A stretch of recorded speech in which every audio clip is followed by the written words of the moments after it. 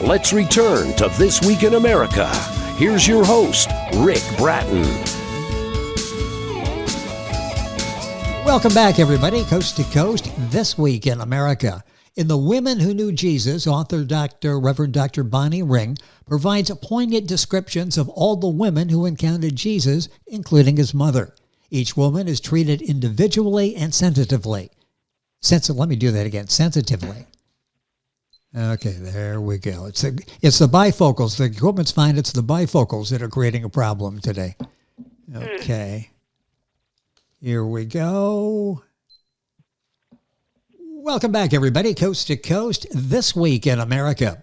In Women Who Knew Jesus, author Reverend Dr. Bonnie Ring provides poignant descriptions of all the women who encountered Jesus, including his mother. Each woman is treated individually and sensitively, who conveyed the impact Jesus had on her. Discover your similarity to the women who knew Jesus. Come to know him as they did, perhaps for the first time, and discover new life. Reverend Dr. Bonnie Ring has devoted all of her life to living out God's all-inclusive love. Educated at Vassar College and New York University, Dr. Bonnie completed master's and doctoral degree in adult education from Boston University, with additional graduate study at UCLA in applied behavioral sciences and UCSF in human sexuality. She received a master's in divinity degree from the Church Divinity School of the Pacific and taught there as adjunct faculty in pastoral theology. An Episcopal priest and acclaimed retreat leader and spiritual director. We welcome back to This Week in America, Dr. Reverend Bonnie Ring, author of Women Who Knew Jesus. Dr. Ring, welcome back to the program. Great to have you back with us on the program. Thank you so much, Rick. I'm really glad to be here. Fascinating book. We had a wonderful conversation many years ago. We did. And now that the book is being republished, it's perfect to speak to it again. Well, I really enjoyed our last conversation and looking forward to talking about it again. The book is republished. We'll give you all the information as we go through the conversation, Women Who Knew Jesus.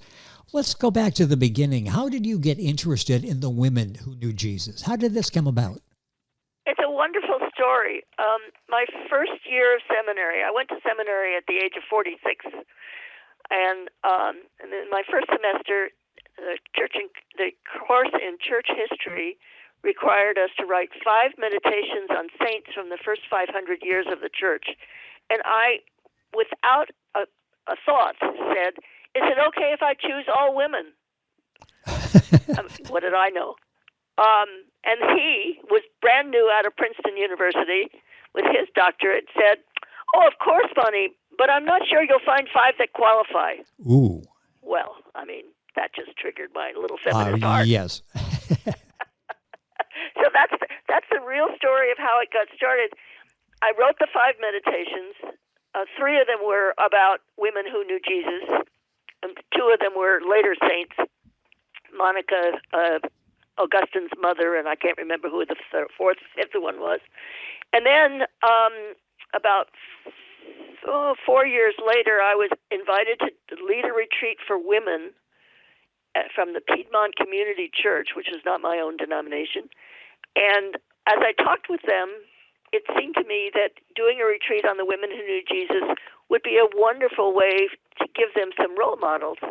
And so I suggested that, and that became the name of the retreat, and that was the beginning. And I've been doing it for 34 years since.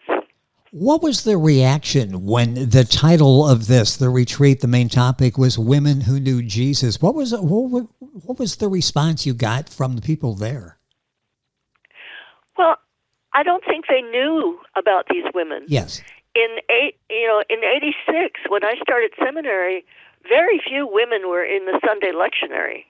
So they didn't hear about them in church. The only ones they knew about were Mary Magdalene and Mary, the mother of Jesus. So to give them 17, 18 stories about other women suddenly made sense to them, in the sense that the male apostles didn't have the same reaction to Jesus as the women did. The women really appreciated his teaching, his healing gifts, his affirmation of them. Women were second-class citizens in Jesus' time, and he treated them like equals. You know, it's a They fascinating... didn't know there were women apostles. Well, yes, and I mean it's a fascinating perspective and one that really hasn't been touched upon until now with Reverend Dr. Bonnie Ring and her book Women Who Knew Jesus. How is this relevant to a wider audience today, do you think? Well, I think that the emphasis today by women to have equal rights and an equal say makes this book even more relevant because it gives us a sense of the historical value that women have always placed but hadn't been recognized. That's so fascinating how you bring this to life. And you were challenged with 5. You have 20 in the book. How did you go about choosing the women who you represent in the book, Women Who Knew Jesus? I simply went through the 4 Gospels and I identified every story about a woman.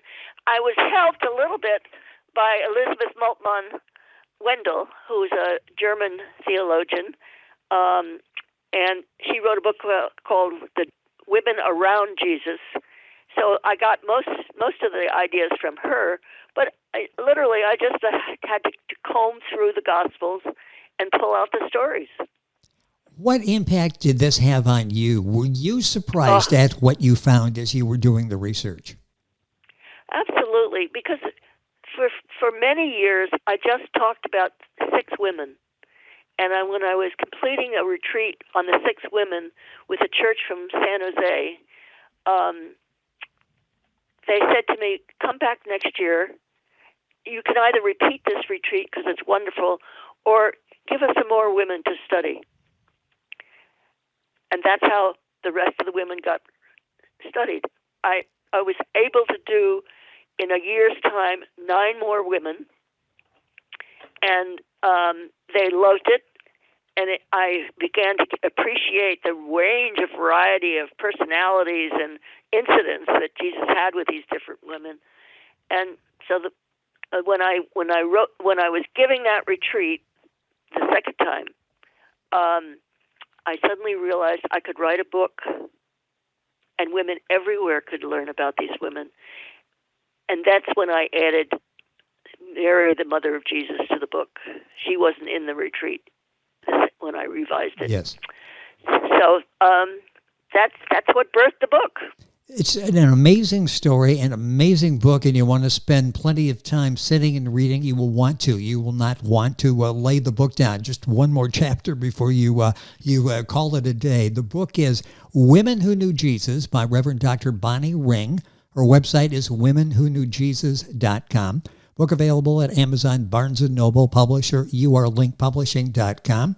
Of course, link on to Dr. Bonnie's website by going to our website, thisweekinamerica.us. We learn about these women. We also, do you think, learn something different about Jesus? Is there something that may differ from what... Yes. In fact, I've been rereading my favorite book on Jesus. It's called Meeting Jesus Again for the First Time by Marcus Borg. And he talks so explicitly about how Jesus discounted the focus on the law and obedience to all its requirements, and instead preached a God of compassion, not a God of judgment or rules. And that's what you get when you start looking at the actual stories between Jesus and the women, is he showed enormous compassion.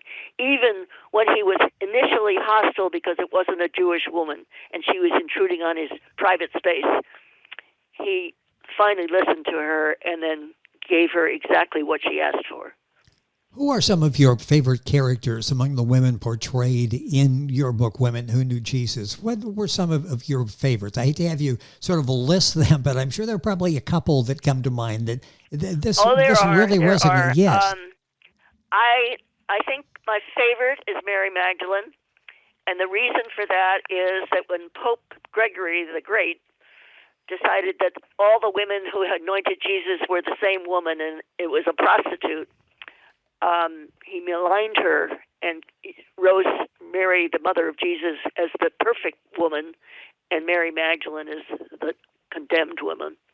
And the truth is that she was healed by Jesus and became a companion and a fellow teacher and a fellow healer. She was instrumental in developing the church after he died.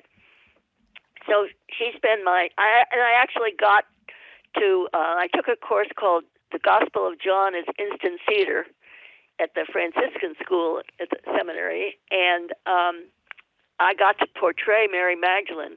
And you could have heard a pin drop. It was such a hushed audience when I described her response to Jesus. And I just felt close to her. She's my lady.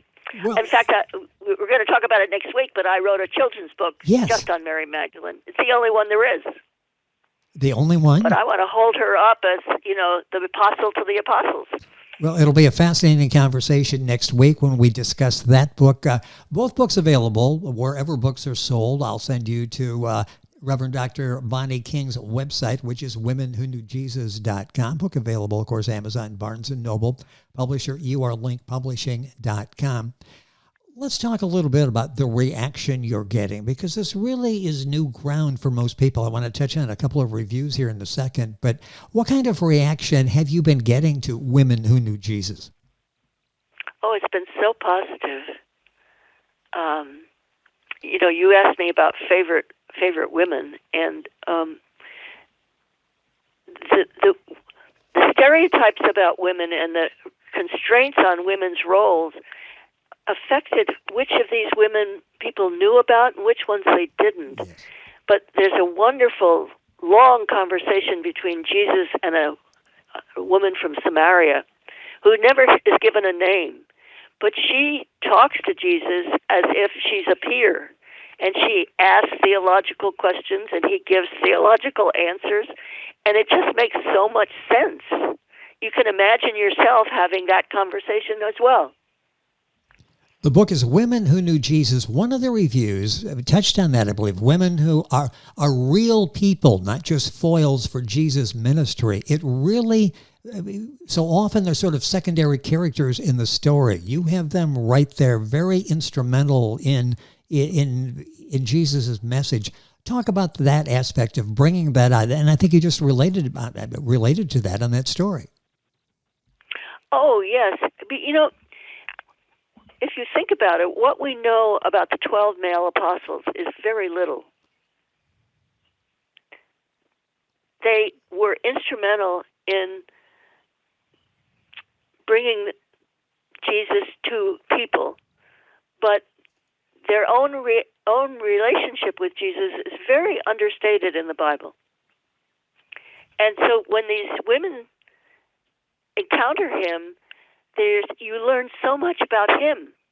And the amazing thing is that he was changed by them just as much as they were changed by him. He didn't think he belonged to be responsive to anybody but the house of Israel. And when non-Jewish people approached him and asked for his help, he suddenly expanded his understanding of his own ministry. It's just such His first reaction was, I'm only here for the house of Israel. Bye. It is such an important, powerful book, an eye-opening book, Women Who Knew Jesus, by Reverend Dr. Bonnie Ring. Her website is very simple, womenwhoknewjesus.com. One other review talking about Dr. Ring brings them forward, the women, the characters that normally on Sunday relegated to the background and basking in the aura of Jesus. And it really gives them a new light by their actions, words, and lives. And one of the wonderful things, Rick, is that when the Revised Common Lectionary was created in the late 80s, all but two of the stories of the women are now on Sunday, sometime during the 3-year cycle. Fascinating. So they are being taught. And I'm always willing to go to any church and preach about one of them if it's her Sunday, Yes, it's such a powerful presentation, and you've been doing this, as you mentioned, for retreats, now doing it for everybody with the book Women Who Knew Jesus. And you really, with each of these women, once you finish that chapter, you go away with your thoughts about them changed, don't you? Oh, yes. Oh, yes. They become people in their own right. And I think we all need role models. But who would have guessed that we could find role models from the first century of, the Yes. church? I mentioned that it changes for the women. It changes in our perception of Jesus, doesn't it? It gives us a different perspective of him, maybe a fuller perspective of him.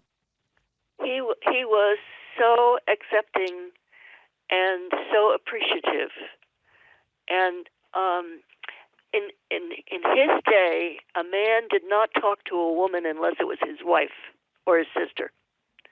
So if you can imagine all of these conversations taking place in public places where he did not know these women before the conversation took place, and he just brushed aside the taboo against talking to people you didn't know, and especially talking to women you didn't know, and he treated them like he was their brother. Besides the knowledge that you bring us about the women who knew Jesus, what do you hope the message is, the takeaway that resonates with the reader after they finish reading the book? How do they apply this to real life? Well, I think Marcus Borg talks about the pre-Easter Jesus and the post-Easter Jesus. My book is about the pre-Easter Jesus. And the post-Easter Jesus, which deals with resurrection and I am the Messiah, et cetera, that diminishes your understanding of him as a human being. And I think it's the human Jesus that shows us the caring nature of God. It's his very humanness. It's his generosity with his time, his talent, and his healing power. And so it gives us a way to see God that we might not have if it's all focused on the holy and the messianic messiage. Yes. A couple minutes left. Our guest back on the program is Reverend Dr. Bonnie Ring. The book is Women Who Knew Jesus. Her website, womenwhoknewjesus.com. Book available at Amazon, Barnes & Noble, usual places. Published by yourlinkpublishing.com, and links on our website, thisweekinamerica.us. One thing I read in the book says, often without a name, these women had convictions about Jesus and a sense of security with him that surpassed that of his male disciples. Talk about that aspect of it, that relationship. Well, I think his male disciples were typically male, and they didn't discuss feelings, and they often misunderstood him because he didn't always speak directly. He often gave allusions to things, like when Lazarus was sick, he said he was sleeping, but he really meant he had died. And Thomas immediately said, well, let's go die with him. I mean, Jesus then had to say, no, it's not that he's sleeping, it's that he died. Yes. And we're going to bring him back to life. Wow. And who was there to see Lazarus come back to life? The women, his sisters, and his sisters, and the women who came to console them from Jerusalem because their brother had died, and they were all so amazed at his being able to do something they thought only God could do. But Jesus resurrected 3 people in his lifetime. It was always because of a response of compassion toward the person who was grieving. The book is Women Who Knew Jesus by Reverend Dr. Bonnie Ring. I've got a couple minutes left in the program. Mentioned this is republished. The book is there and reaching so many people and getting such excellent reviews. What have you learned from your experiences with small, non-traditional publishers? You've worked with them in getting the book to this point. What's it been like? It's not easy. Many of them are, I want to say, crooks. They are very eager to take your money and say, we're going to market this and we're going to market that. I miss the UR-Link because I've gone back to UR-Link. They were so trustworthy, and they've been just marvelous in revising the book. But you have to be very careful as a new writer. someone suggested the self-publishing industry to me, and if I weren't as old as I am, I would have struggled to get into the traditional publishers. But I was eager to get printed, and so I, Yes. pound foolish. I guess the message is be very careful. Do a lot of Googling as you're being approached by companies. And there's now a whole list of publishers not to trust. Well, yes, and if you that Google, you can find through Google. You'll get all of that information. This book published by Link Publishing, the website linkpublishing.com. Of course, the book available wherever books are sold. You mentioned the new book that we're going to talk about next week, Mary Magdalene, a disciple and friend of Jesus. That book's out there. Are you working on any other books at the present time? Well, I'm thinking about a book of Jesus as a spiritual mentor. That was the name of a retreat I took with Marcus Borg years ago, and there are little snippets of his meeting Jesus again that deal with that, but I thought I could take all the passages where he gives advice about your spiritual life and put that in a book. So that's my next one. Your work is always It's also possible I'll do more children's books because they seem to be popular. Well, everything you do is thought-provoking, and I can't wait till our next discussion to talk about the children's book and how you approach that and the story that you tell there. That book is Mary Magdalene, a disciple and friend of Jesus. We'll be talking about that on an upcoming episode of This Week in America. Right now available, Women Who Knew Jesus. Reverend Dr. Bonnie King has been back with us on the program. A few years ago, talked about it. Bonnie, great to have you back with us. Thank you so much for spending some time with us and looking forward to doing it again. Terrific. Thank you. You're welcome. Reverend Dr. Bonnie Ring. The book is Women Who Knew Jesus, womenwhoknewjesus.com. Name of the book is the website. Very simple. And you can link on directly by going to our website, thisweekinamerica.us. And we're back on today's program right after these messages. This Week in America is online. You can visit our website, thisweekinamerica.us. Scott Pinkerton, associate producer of This Week in America. Jay Anderson, segment producer. Ben Watson, webmaster. Otto Bechet, director of engineering and TV production. This Week in America produced and is a trademark of Blue Funk Broadcasting, LLC. For information on all of our guests and to listen to this week's show, our website again at thisweekinamerica.us. And I'm Sean Bratton, executive producer of This Week in America.